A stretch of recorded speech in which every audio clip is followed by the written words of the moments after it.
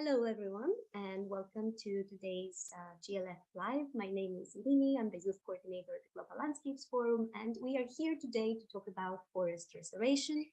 Last year, the Global Landscapes Forum ran a beautiful series of articles called Roots to Roots on the different methods of forest restoration. And we are here today to discuss with three amazing experts from very, very different forest restoration backgrounds on what is at the table for the upcoming decade, the next year, and all the years ahead. Where is forest restoration progressing, where we need to progress with it, and all the details around forest restoration. So please welcome with me here Eva Kandi, or Kandi as I know her, the Global Landscapes Forum Forest Restoration Steward for 2022, and the founder of a beautiful community-led organization in Kenya called Light on the Hill organization. We also have here with us Robert Nasi, the interim CEO of Forest Research Institute CIFOR and World Agroforestry-ICRAF, and Tom Crowther, the founder of the Crowther Lab in the Department of Global Ecosystem Ecology at ETH Zurich in Switzerland, and the chair of the UN Decade on Ecosystem Restoration. Welcome, everyone. I'm very, very happy to learn from you today. And without further ado, because I'm sure the audience is very eager to hear what you have to say, I'm going to start with the first question. The first question is for you, Robert. So you've been one of the world's biggest scientists when it comes to forest restoration, in the forefront of forests for decades now, and have certainly watched forest restoration go through multiple transformations. What are your thoughts on forest restoration right now? Where are we at? Are we at a high, at a low, at a plateau, or otherwise? Thanks. It's difficult to say where we are, because it's very much a moving target.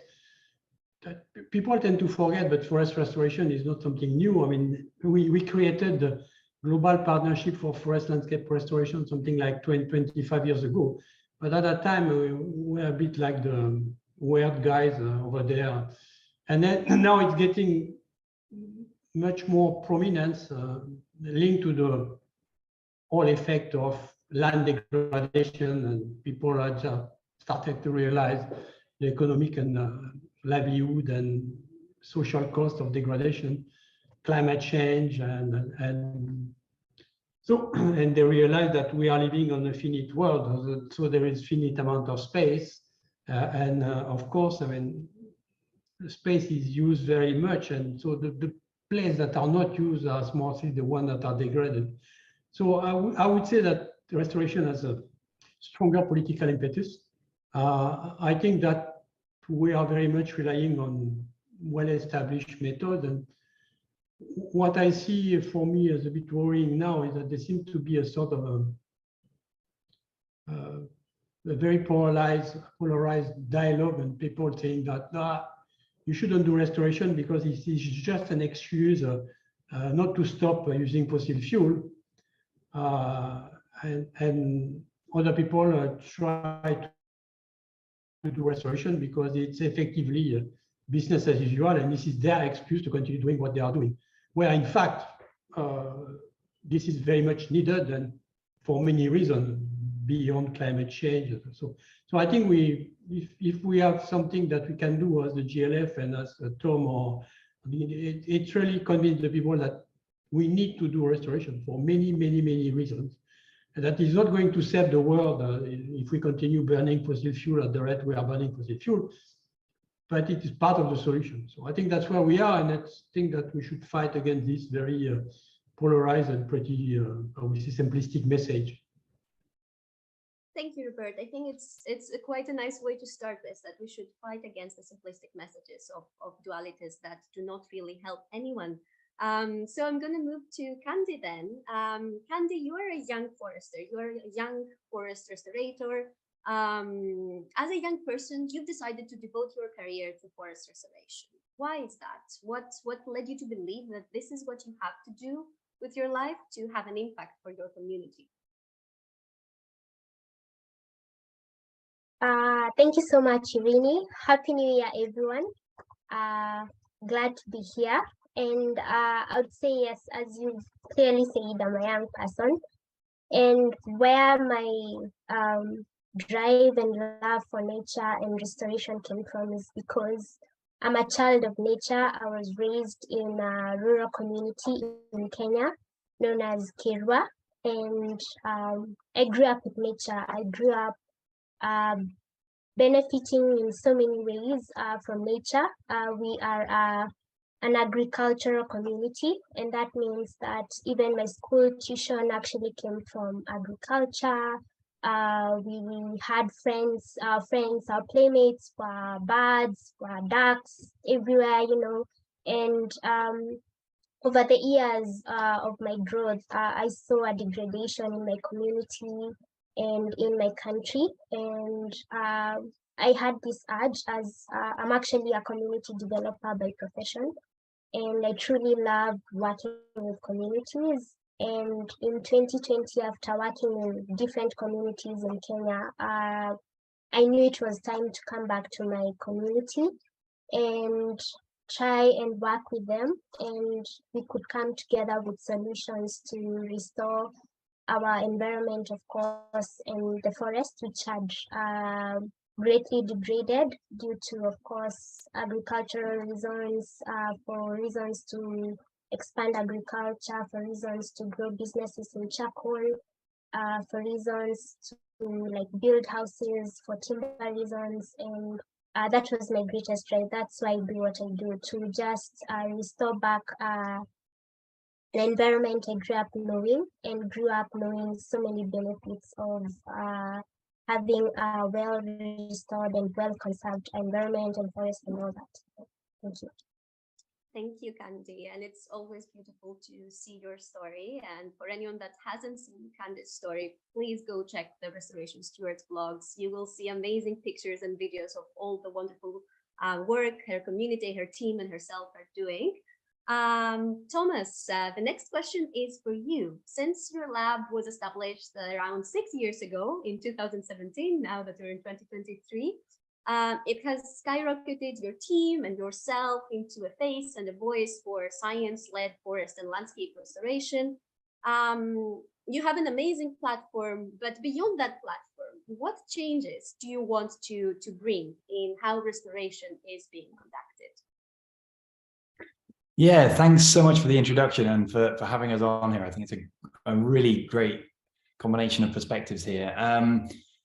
And to answer your question, I think that perspective has been changing. At the beginning, our goal was get the message out about the immense power that restoration has, not just for climate change, but for human livelihoods. As Robert said, it's so much more than just climate change. It's livelihoods, it's biodiversity, and as Eva said, it's, you know, people's dependency on nature. And so at the beginning, it was the absolute drive was to highlight just how much potential there is in global restoration.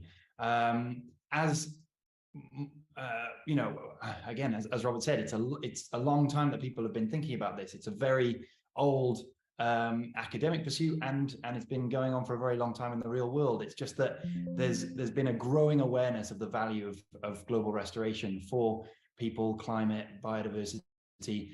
And now that we've reached that stage where there's a lot of conversation about it, there's also a lot of controversy about it. Again, as Robert mentioned, this idea that no, restoration is just an excuse to not cut fossil fuel emissions. That is such a polarizing and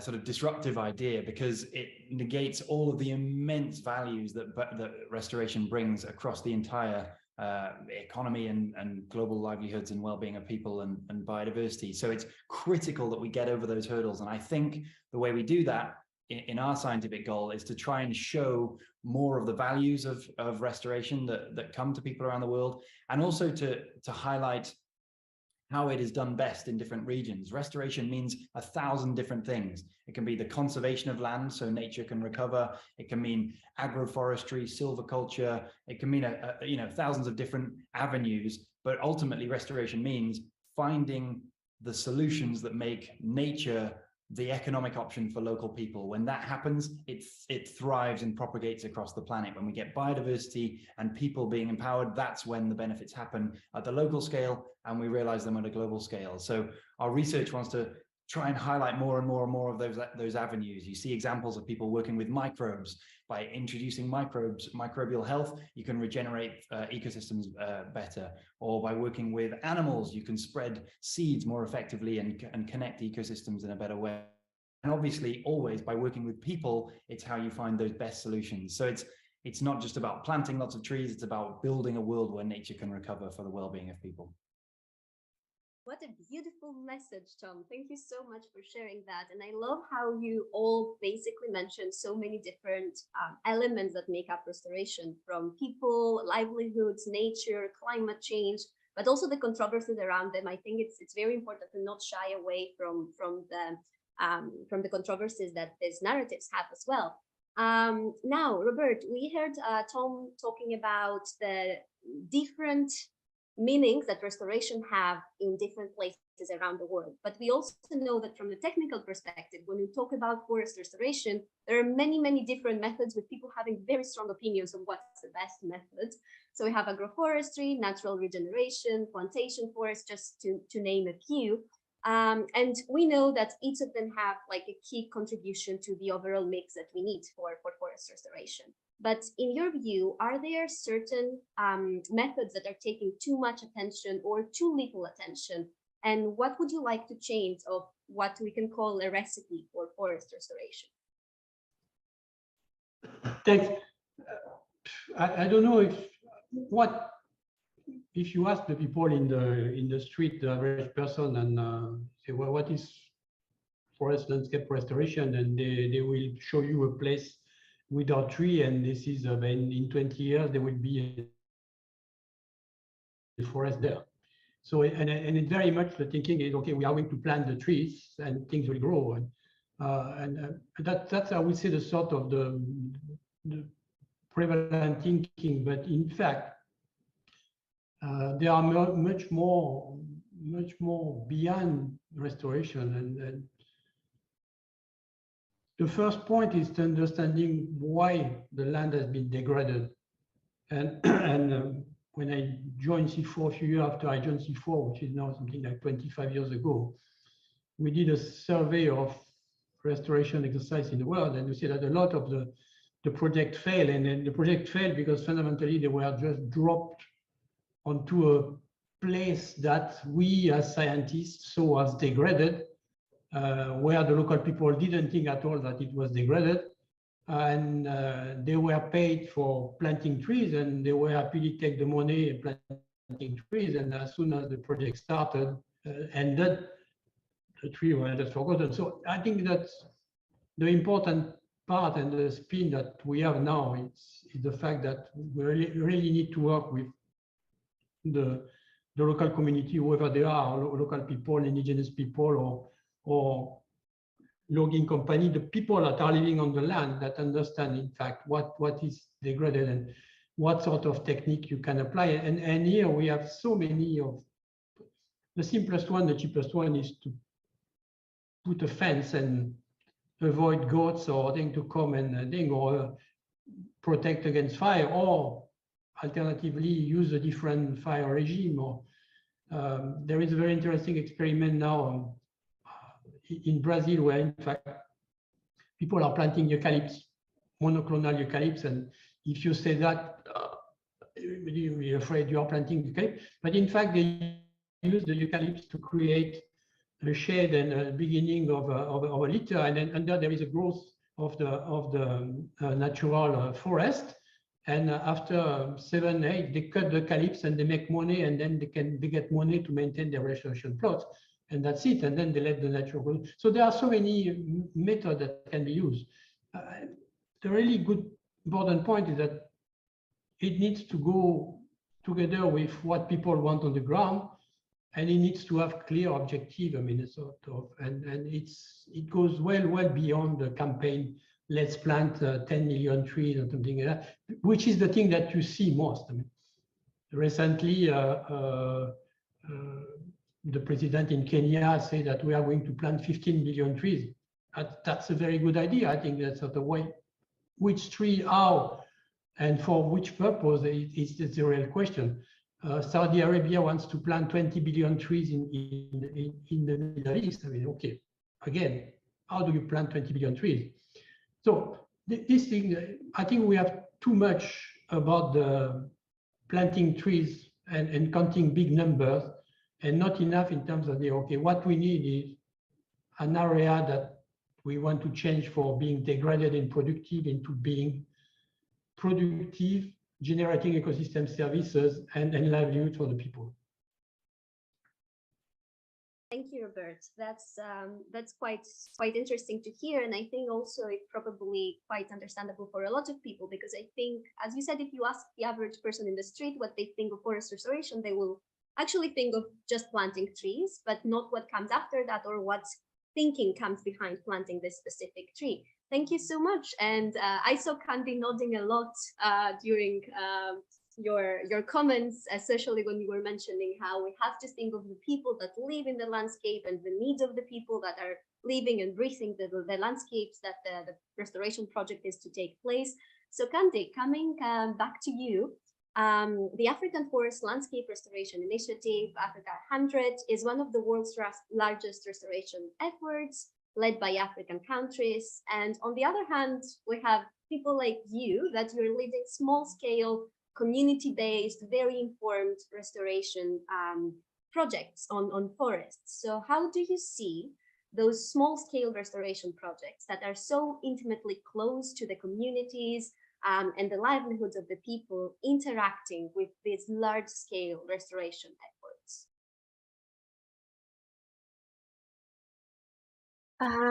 Thank you, Rini. Again, why I really nodded with Robert's contribution is, for instance, myself, when I started my restorative work, I partnered with farmers. And, you know, as you're saying, the Saudi Arabia and even our president right now, there's a huge mobilization of people to plant trees, 15 billion trees, and I actually went with a similar kind of, I started off with that kind of route, making farmers to plant trees. I'd go there, give them trees, and unfortunately, 3 months down the line, most of those trees had died. And asking them, why didn't you take care of the trees? I had actually taught them of a technique on drip irrigation with plastic bottles, how to, of course, recycle plastic bottles. But they said what they need is food. They need money, and they don't see how these trees that will take 10 plus years to grow will bring them that money and food and resources they need for the sustainment of their families. And that's why I went back and changed my whole approach to creating more awareness and actually bringing these people on the table, having them understand. And actually, I went back to now educating, and mainly of children, because of course at the moment, at the time, I did not have the resources to involve all the community members and bring them there. But with children, I thought it would be a really great chance to now bring in this whole knowledge. How do we restore our environment? How do we restore our agricultural lands? Maybe it's through organic farming, something we do with them with vegetable farming and whatnot. And now to come to the question of the larger organizations and collaborating with us as smallholder or small group organizations. I think over time, when I started off, of course, I felt rushed off most of the times when I went to a couple of offices, you know, the question is, how long have you been operating? And once you say like 2 months or 3 months, I'm like, okay, that is very nice. I see you're trying to help us, but I think you should just go back and find more solutions or keep doing what you're doing. You know, those comments people tell you, keep doing what you're doing great. But really, actually, I think that has been one of the most, I think, discouraging comments, because yes, you tell someone, go do what you're doing, but I can clearly see you have the potential to help me do it better, but it's just a brush off because maybe I'm a young person and you feel that I have no experience to do whatever I'm doing. Or for me, I come from a very patriarchal society. I'm a woman, and it's okay, fine. Keep on teaching those children. I know they appreciate you, and I'm happy. And I keep on vouching to doing that.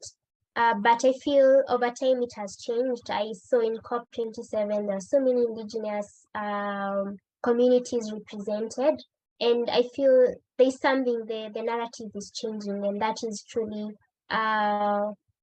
encouraging for people like us.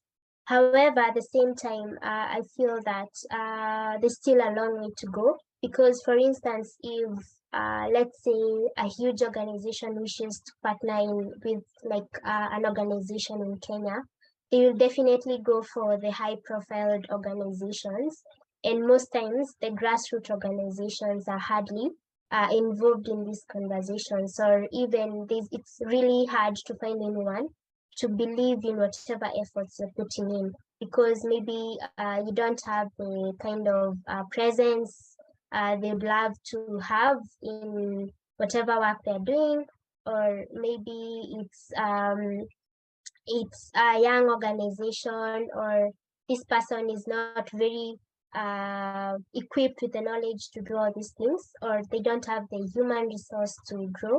So I feel there's still a huge gap, and I would wish personally for more people to believe in us, and I'm truly grateful to GLF for giving me, for instance, an opportunity, and more young people all over the world to really showcase whatever they're doing. Because of that, now I'm here today, and I'm so happy that I can get to share some of my insights on restoration and everything else. And yeah, that's it. Thank you, Kandi. Thank you for sharing that, and thank you also for sharing your concerns very loud and clear. I think this sentiment is shared among many young people, or not just young people, among many locally led grassroots restoration actions that are happening around the world. So, Thomas, moving on to you for my next question. The digital mapping platform you created with Google called Restore provides information to support restoration based on location. How have you seen in the last few years this technology affect forest restoration, and maybe even challenge or change the way it's being carried out? Yeah, it's a really exciting time in the academic world because we're at this forefront of a big data revolution. Suddenly, we have data that can help people understand the ecology and the dynamics of their ecosystems all around the world. And that sounds like a sciencey thing, that sounds nice. But when we get down to it, it can be really useful for helping people, both with the practical challenges of figuring out what ecology, what ecological strategies to use. But most importantly, it's because we are now at the stage where we can democratize data. So it's accessible to everyone, anywhere. Anything that anyone learns can be made available to anyone. And what we're seeing we built this platform, as you mentioned, Restore, which now hosts around 140,000 local community projects. So it's sort of like a Google Maps, and you draw a shape around your area, your garden, your forest, your whatever it is, and you can then get ecological information, and you get data that tells you how healthy the ecosystem is and how many species are there.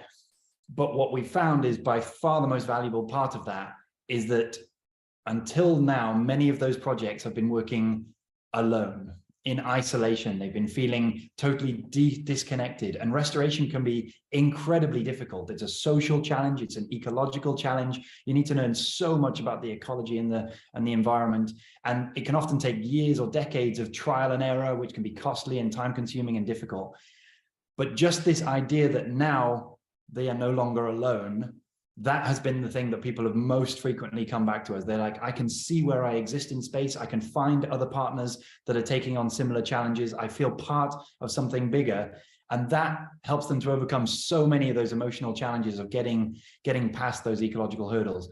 Now, Restore is not going to fix all of those challenges. Maybe it will help a little bit by providing some data and some information, but those challenges will be fixed by the people on the ground.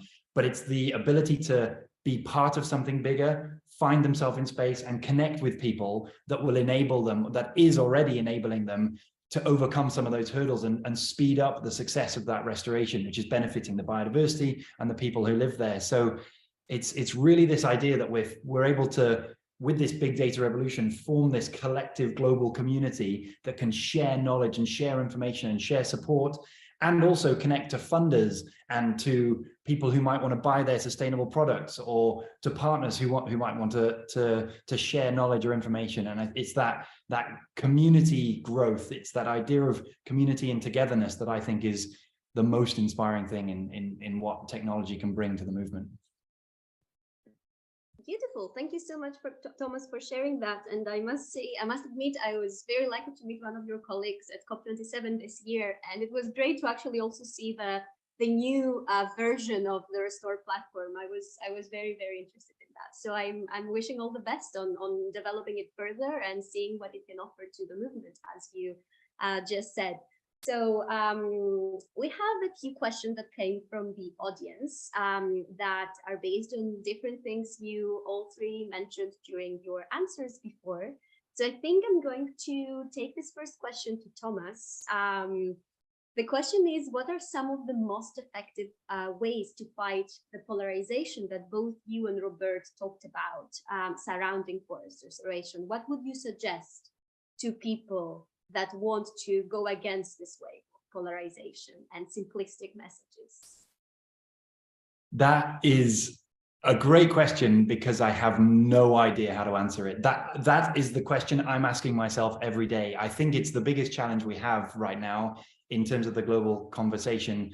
And my instinct, which sounds very wishy-washy, but my instinct, I'm almost embarrassed in saying this, I think it's to do so with love. If you can appreciate the pain from which people are giving that perspective, they're not saying that polarizing perspective is not coming from the perspective of people who are right or wrong. It's coming from the perspective of people who are devastated by how real the extent of real suffering that climate change is causing, and that suffering is motivating them to say, we need to cut emissions. Don't distract from cutting emissions. Don't distract from cutting emissions. I think if we understand the painful perspective that they're coming from, you can speak to them with more humility or more understanding. And I think then that's the place to start leading the conversation, not away from climate change, but to say, look, this is partially contributing to climate change, but it's also so many other things. Again, as both Robert and Eva said, as we're all saying, it's all the other benefits that should be the priority. Nature restoration should be primarily for the local people and the biodiversity it depends on. And as a byproduct, it impacts climate, it benefits climate change. And in my process, that seemed to work. But again, it's a good question, because it's the big challenge we've all got right now.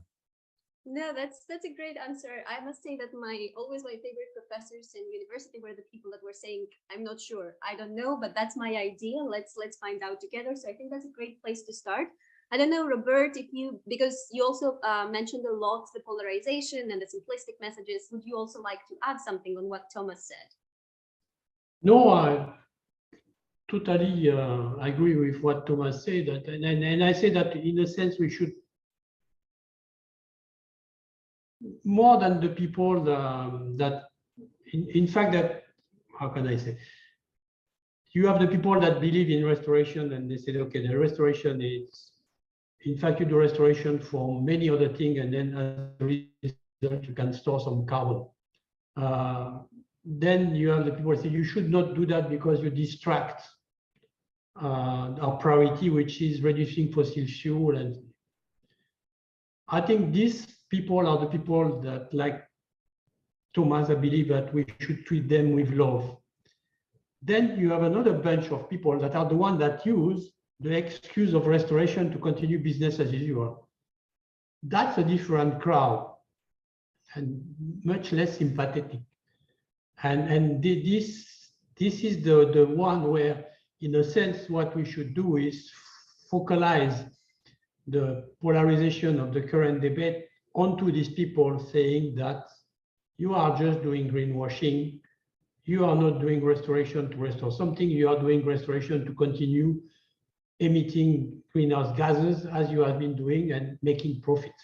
And I think if you know if you find a common enemy, then it's much more easier to bring the people together, even the people that say, oh, restoration. So you need to target them against the bad restoration greenwashing project, and you need to show them that that's not what we recommend. What we recommend is something different. That may be a possible tactic to direct the polarization against some of the actors that we would like to disappear. Thank you, Robert. I think this is actually a pretty good argument concerning the fact of sometimes the people you see in this polarized argument are not necessarily the people that should be fighting each other. It's indeed the anger that comes from all this greenwashing or business as usual or pledges that never came through, that make people extremely cautious, I would say, even towards things that are probably valuable solutions to what we are going through. Thank you so much for this impromptu question. I think it was quite nice that someone asked that, picked that up from the discussion and asked that in the chat. And there is one more question that came in, and I think it's quite important to ask. Someone really seemed interested in the idea that indeed, when we talk about forest restoration, the dominant discourse is the X amount of trees that are going to be planted, and Robert mentioned a couple of numbers there. So someone is asking in the chat, how can we potentially leverage this dominant discourse to actually do more impactful and qualitative forest restoration? And Robert, I'll give the question to you since you wrote the numbers in the discussion. Well, I don't think that we should discuss in terms of numbers of trees. I think we should discuss in numbers of hectares of land restored. And then people tend to forget, but when you take big restoration initiative like the Bond Challenge, the significant part of the Bond Challenge was about restoring grassland, not simply forest. So in fact, the question is really what Thomas said. How do we convince people that beyond the big public relation campaign saying that Ethiopia will plant X million trees per day, or which in a sense is a bit ambivalent. They're good and they're bad, but fundamentally we should show the people, okay, this is what a certain amount of land restored in a given place has changed the life of the people. And people were miserable without water, without fruits, without fodder for their cattle. They put themselves together, they had some technical advice, and 10 years later, they have water, they have fodder for their cattle, they have fruits, and they have trees. So, but it's not a number of trees. Maybe 10 trees is enough. In other places, you will need millions. So I think it's a matter of saying what we want is a certain amount of land that is restored to a state where it's not degraded, but it's productive for whatever you decide it's a production, ecosystem services, biodiversity, timber, if it's timber, for the whatever. I think that's that. I mean, I don't see any other solution. Thank you. That's great. It's great to hear that we might be focusing also completely on the wrong numbers. Kandi, there is also a question for you from the chat. And I really like what the audience is asking here. Then the question is, what do people like you, people that work very close with our community leaders, community organizers, need from scientists like Robert and Thomas, leading scientists in big institutions? How can these people support communities like yours?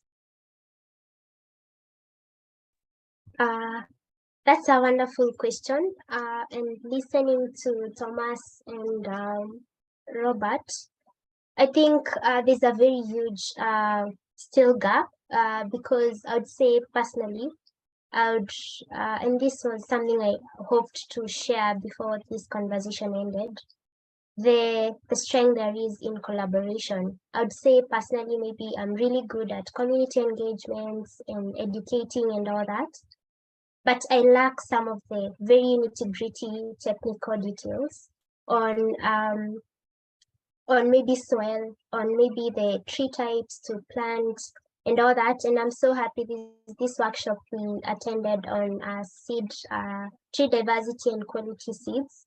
And actually it was an eye-opener for me because for the longest time I see us and my community maybe just get trees from anywhere, or personally what I used to do is collect seeds that have just the small widlings that are growing maybe in forests or in farms and transfer them to my tree nurseries.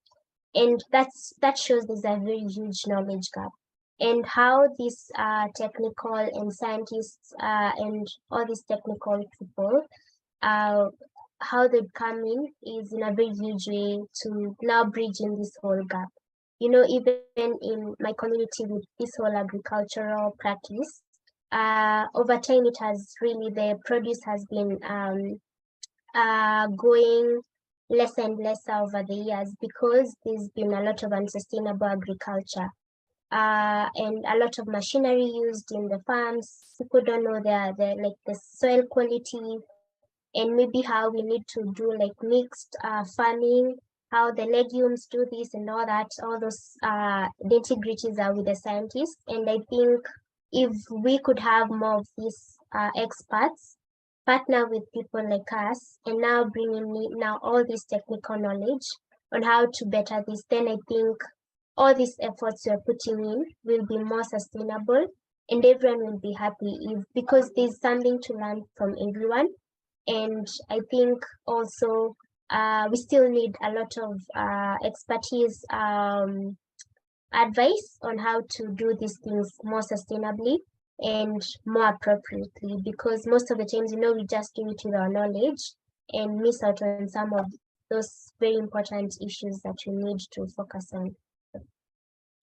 Thank you, Kandi. I understand that accessibility then is a very big issue. And I think Thomas also touched upon this when he talked about the data revolution. So I'm also very happy to hear that you enjoyed the workshop on seeds. I remember you saying how useful it was. So that's great to hear. Beautiful. So we are almost at the end of this discussion. So I would love to just have one more question for each of you as an inspiration, let's say, for our audience. And the first question would be for Thomas.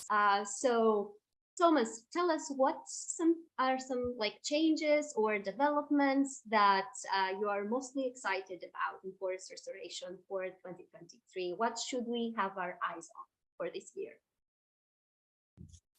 I think I've been quite excited about the upspike in political momentum around this, because that the policy world always follows interest in the public sector, interest in our own interest. But last year's biodiversity COP was a fantastic step forward for the governmental commitments around the protection of nature, and that's a fantastic, that is the best starting place. We need to protect the nature that we still have on this planet. The 30 by 30 initiative getting support is an incredible step forward. There was then mentions of the need then to also restore nature. And I think what I'm excited about in the next year or two is to really build on that, that interest, to really highlight, to get governments and companies pledging commitment also to a similar scale of commitment around the need to restore nature, because that is how we're going to have both the protection of what we have now and the revitalization of what we possibly can. And again, it always comes down to changing the perspective. We're not doing this just to address climate change. Nature is for the people and the biodiversity who they depend on. And as a result, we'll have benefits for climate change and all other global threats. Thank you, Thomas, for that. Robert, building on what Thomas said, we have just adopted the Kunming-Montreal Global Biodiversity Framework. It has a target on restoration, the 30 by 31. What do you hope to see in the next decade? We hope to see money, because it costs, whatever mode of restoration you use, I mean, it costs money. It costs money that, unfortunately, people don't have. And what I hope to see is that we are becoming a bit more serious in terms of our priorities. We are in a world where we are spending every year $1.3 trillion in military expenditure, where we cannot find 10 billion for climate change. That is going to be our end. So I think what I hope to see anytime soon, but I'm not holding my breath, unfortunately, is that we take our priority right. So that means that we remove the incentive that we are given to fossil fuel at the rates of $11 million a minute, that we remove the perverse incentive that we are giving to unsustainable agriculture, that we spend a bit less money in terms of military expenditure, and then that we reinvest all this money in terms of having locally guided restoration by millions or billions of people. Because even if you restore a little bit of land, if you have a lot of people doing it, you end up having a big amount of land restored. So that's my hope. We should never lose hope, but we'll see.